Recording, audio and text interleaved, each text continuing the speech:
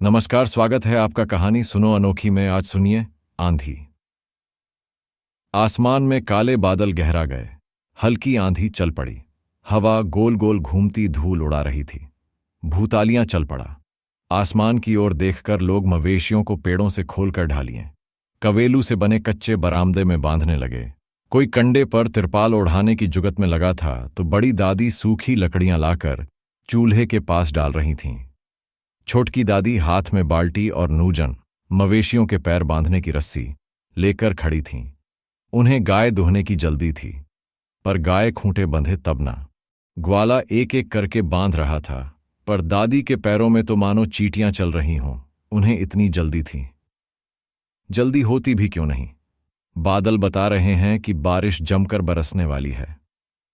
मां चूल्हे पर डेगची चढ़ाकर आटा बांधने में लगी थी। ऐसे मौसम में अक्सर बिजली बंद ही नहीं होती, बल्कि रात रात भर नहीं आती। चिमनी और लालटेन की टिम टिम करती रोशनी में उड़ते पतंगों के साथ खाना बनाना और खाना पड़ता, जिसके चलते मौसम देखते ही सब सचेत हो जाते। सारे काम जल्दी निपटा लिए जाते। कई बार तो बिछौने भी बिछ जाते। आसमान में फैलती जा रही काली चादर को देखकर सभी अपना अपना काम जल्दी निपटाने में लगे थे। 11 साल की बच्ची मेहरून फ्रॉक की घेर को गोल गोल घुमाती गा रही थी। मई बाबा आजा, खीर पुड़ी खा जा, मई बाबा आजा, लाडू पुड़ी खा जा। फ्रॉक का घेर गोल गोल घूम रहा था और दोनों चोटियों पर बंधे लाल रिब्बन हवा से फर फर उड़ रहे थे। उसकी खुशी चेहरे पर बिखरी थी। वह खुद में मग्न बूंदें गिरने के इंतजार में थी। मेहरून फ्रॉक पिछले इतवार ही मासी लेकर आई थी। आहा, कितना प्यारा रंग है। साथ में मासी प्यारे से सैंडल लाई और घड़ी भी। वह मुस्कुरा उठी, पर घड़ी वह अभी नहीं पहनेगी। बरसात में भीग गई तो अभी तो सहेलियों को ठीक से दिखाई भी नहीं। अरे मासी, अम्ब्रेला कट गगरी भी तो लाई। अम्ब्रेला कट का ठीक से अर्थ तो वह नहीं समझ पाई, पर हां, उसका घेर बहुत अच्छा था। अरे, वह उसे पहले क्यों नहीं याद आई। कितनी अच्छी तरह से गोल गोल घूमती। वह दौड़कर भीतर गई। मां का पूरा ध्यान रसोड़े में था। नजर बचाकर उसने थैले को खोला और काली सफेद बताशे वाली गगरी निकाल सिर में डाली और कमर तक उतार ली। आहा, ये उसे पहले क्यों नहीं याद आई। इसका घेर बहुत अच्छा घूमेगा गोल गोल। वह दौड़कर अहाते की ओर जाने लगी। तभी मां की नजर उस पर पड़ गई। अरे, क्यों सारे कपड़े खराब कर रही है। बारिश के पानी में सड़ांध मारेंगे। उतार गगरी, रख फिर से थैले में। उसने मानो सुना ही नहीं तो मां ने गुस्से में हाथ में पकड़ी चूल्हा फूंकने की फूंकनी उसकी ओर फेंकी।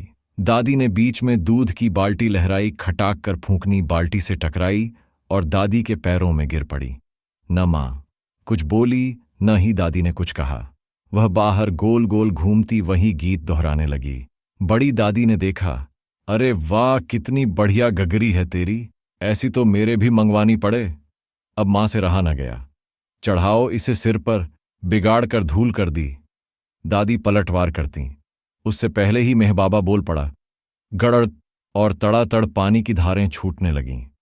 उसे भीगना अच्छा लग रहा, पर बिजली गिरने के डर से वह बरामदे में चारपाई पर आकर बैठ गई। पानी के साथ साथ बर्फ के गोले भी गिरने लगे, कड़ाक कड़ाक, और बिजली गुल हो गई। धीरे धीरे बरसात का पानी अंदर वाले बरामदे में आने लगा। बड़ी दादी राख की तगारी भरकर आते पानी की ओर डालने लगीं। ओवरे में कहीं कहीं पानी टपक रहा, तपाक तपाक, जो बर्तनों में बज रहा था। मां को पता था कहां कहां से बंदरों ने कवेलू हटा आड़े टेढ़े कर दिए थे। पिछली बारिश में देख लिया था सो पता था उसे, जिसके चलते पहले ही परात, भगोने, चरी आदि बर्तन रख दिए।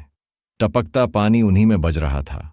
छोटी दादी कह रही थीं, यह पीलकी गाय तो नाम की है, इसका चारा बांट भी महंगा पड़ता है। बस गोबर साफ करो ने जीव राजी रखो। 1 लोटा दूध देती, अब क्या तो बछड़े के छोड़ू और क्या निकालूं। हाल बिन्याया तो 2 महीने पूरे होंगे आने वाली सातम को। बेचारी पहाड़ी वाली गाय आधी से ज्यादा बाल्टी भर देती। ठाली ही तभी तो दी, नी तो भी पक्के लोग देते थोड़ी। बड़ी दादी ने झट बात झेली। गले तक खींचे घूंघट से अब मां बोली, नाक वाले हो तो छोड़ आना वापस मेरे बाप रे घर। ताने सुन सुन के मेरे भी कान पक गए। छोड़ आना सुबह इस गाय को इसके बाप के घर। बात करी जितने मिर्ची लाग गई। रानी जी ने, काणी जी मत बोलो, दिया ही क्या तेरे माँ बाप ने। अंधेरे में एक मुंह चुप हुआ तो दूसरा चालू हुआ। अरे जापो तका ठीक से नहीं कराया, देख मेरी छोरी रा हाथ पग। मालिश सारू एक नायण, प्रसूति में सार संभाल करने वाली, रख लेती तो तेरी बाई का खजाना खाली हो जातो। बच्ची यह सब देख सुन रही थी। अंधेरे में मां के सुबकने की आवाज आ रही थी। कुछ देर पहले बाहर आती, आंधी अब उसके घर में आने लगी। अहाते में बिछी बर्फ की चादर अब उसे बेकार सी लगने लगी। उसने गगरी को पांव से खींचकर चारपाई पर रख दी। बाहर आती आंधी से कहीं ज्यादा भयानक थी भीतर उठी आंधी। वातावरण में फैली ठंडक गर्माहट में घुल गई। यह कैसा माई बाबा आया।